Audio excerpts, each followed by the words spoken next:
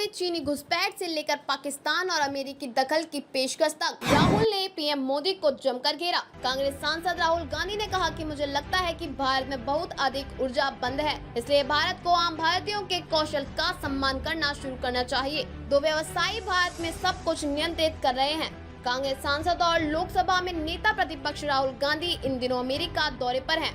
उन्होंने मंगलवार को वाशिंगटन डीसी में एक इंटरव्यू दिया। इस दौरान उन्होंने भाजपा आरएसएस पर जमकर हमला बोला, साथ ही बांग्लादेश के साथ संबंधों पर भी बात की। वहीं भारतीय मतदाताओं और कमजोर लोकतंत्र से लेकर चीनी कब्जे के बारे में बहुत कुछ कहा, यहाँ तक कि अमेरिका के दखल देने पर भी जवाब दिया। हमने अपने बैंक खाते फ्रीज करके चुनाव लड़ा। उन्होंने कहा कि यह घटना पर्याप्त नहीं है कि भारतीय मतदाता लचीला और जानकार है, क्योंकि भारतीय मतदाता को विभिन्न संरचनाओं के माध्यम से जानकारी मिलती है। इसलिए अगर हमारे पास समान अवसर नहीं है तो मतदाता बहुत जानकार और लचीला हो सकता है, इससे कोई फर्क नहीं पड़ता। हमने अपने बैंक खाते फ्रीज करके चुनाव लड़ा।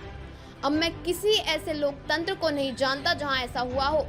आपके पास लचीला मतदाता हो सकता है, आपको अभी भी अभियान चलाने की जरूरत है, आपको अभी भी बातचीत करने की जरूरत है, आपको अभी भी बैठ के करने की जरूरत है।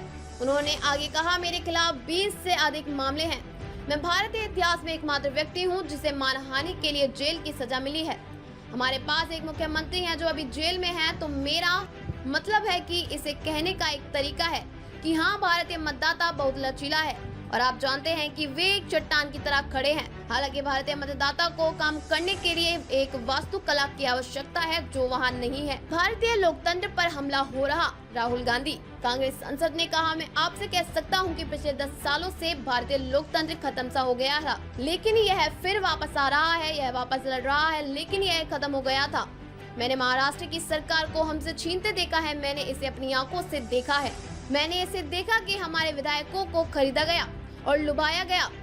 अचानक वे भाजपा विधायक बन गए, इसलिए भारतीय लोकतंत्र पर हमला हो रहा है, बहुत बुरी तरह कमजोर हो गया है और अब यह वापस लड़ रहा है और मुझे विश्वास है कि यह वापस लड़ेगा। यह पूछे जाने पर कि क्या कांग्रेस पार्टी मानती है कि जाति जनगणना भाजपा आरएसएस हिंदुत्व की राजनीति का प्रतिकार है, और क्या कांग्रेस द्वारा आगे बढ़ने का रास्ता स्वीकार करना मंडल कमंडल का पुनरुत्थान है।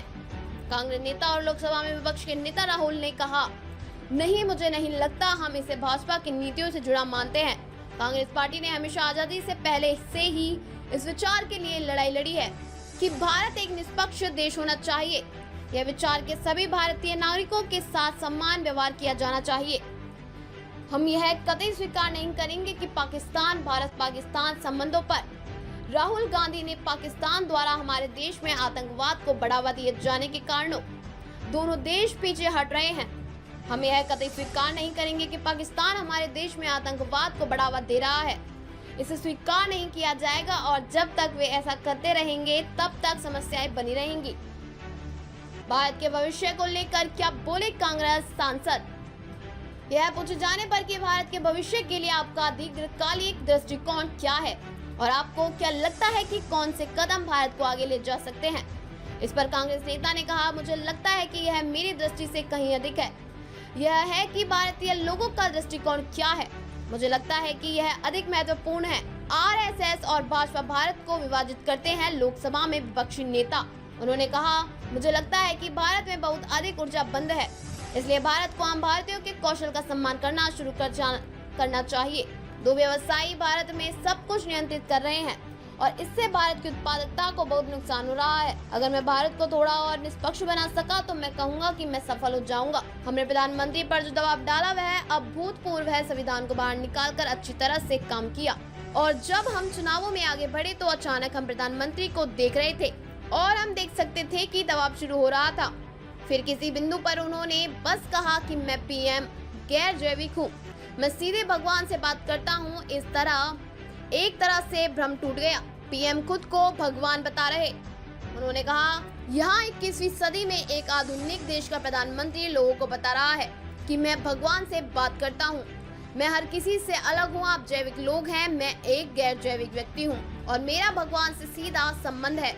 हम जानते थे कि हमने प्रधानमंत्री को हराया है, हम जानते थे कि हमने प्रधानमंत्री को हरा दिया है। फिर सुंदर बात यह थी कि जब वे लोकसभा में गए तो और शपथ ली तो उन्होंने सबसे पहले भारत के संविधान को लिया और उसे अपने सिर पर रख लिया, इसे अपने सर पर रखने के लिए मजबूर किया।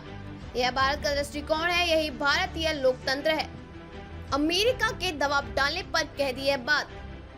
पूछे जाने पर कुछ पर्यवेक्षकों का कहना है कि अमेरिका को प्रधानमंत्री मोदी पर अधिक दबाव डालना चाहिए, लेकिन अन्य का कहना है कि भारी दबाव से बहुत कम फर्क पड़ता है। आपको क्या विचार है और आपको क्या लगता है कि अमेरिका का रुख आज भारत के प्रति होना चाहिए?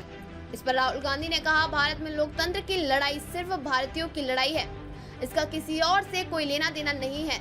यह हमारा देश है और हम इसका ध्यान रखेंगे, हम लड़ेंगे, यह सुनिश्चित करेंगे कि लोकतंत्र सुरक्षित रहे। हालांकि यह समझना महत्वपूर्ण है कि भारतीय लोकतंत्र अपने आकार के कारण किसी भी सामान्य लोकतंत्र से कहीं अधिक है, और यदि आप दुनिया की लोकतांत्रिक दृष्टि के बारे में बात कर रहे हैं तो भारतीय लोकतंत्र में एक बड़ा स्थान है। इसलिए मुझे लगता है कि यह महत्वपूर्ण है कि दुनिया भारतीय लोकतंत्र को न केवल भारतीयों के लिए ही बल्कि पूरे भारत के लिए एक संपत्ति के रूप में देखे। अमेरिका को सलाह देना कि उन्हें प्रधानमंत्री मोदी से कैसे व्यवहार करना चाहिए, यह मेरा अधिकार है। पीएम मोदी ने चीन प्रतिस्पर्धा को संभाल लिया। यह पूछे जाने पर कि क्या आपको लगता है कि पीएम मोदी ने अमेरिका चीन प्रतिस्पर्धा को संभाल लिया है, लोकसभा में विपक्ष के नेता राहुल गांधी ने कहा कि ठीक है, अगर आप हमारे क्षेत्र के 4000 वर्ग किलोमीटर में चीनी सैनिकों को रखने को किसी चीज से अच्छी तरह से निपटना कहते हैं, तो हो सकता है कि हमने लद्दाख में दिल्ली के आकार की भूमि पर चीनी सैनिकों का कब्जा कर रखा हो। मुझे लगता है कि यह एक आपदा है। अगर कोई पड़ोसी आपके क्षेत्र के 4000 वर्ग किलोमीटर पर कब्जा कर ले तो अमेरिका की क्या प्रतिक्रिया होगी? क्या कोई राष्ट्रपति यह कहकर बच निकल पाएगा कि उसने इसे अच्छी तरह से संभाला है? इसलिए मुझे नहीं लगता कि पीएम मोदी ने चीन को बिल्कुल भी अच्छी तरह से संभाला है। मुझे लगता है कि चीनी सैनिकों के हमारे क्षेत्र में बैठने का कोई कारण नहीं है। भारत और बांग्लादेश की सरकार की जिम्मेदारी। यह पूछे जाने पर कि क्या कैपिटल हिल में सांसदों के साथ बैठकों में चर्चा का केंद्र बांग्लादेश था। लोकसभा में विपक्ष के नेता ने कहा, हमने इसे उठाया और उन्होंने भी हमसे बात की। देखिए, हम किसी भी तरह की हिंसा के खिलाफ हैं और हम चाहते हैं कि यह बंद हो। यह बांग्लादेशी सरकार की जिम्मेदारी है कि वह इसे जल्द से जल्द रोके। हमारी तरफ से यह हमारी सरकार की जिम्मेदारी है कि हम दबाव बनाए ताकि हिंसा रुक जाए। बांग्लादेश के साथ हमारे पुराने संबंध। राहुल गांधी, उन्होंने कहा, बांग्लादेश के साथ हमारे पुराने संबंध है।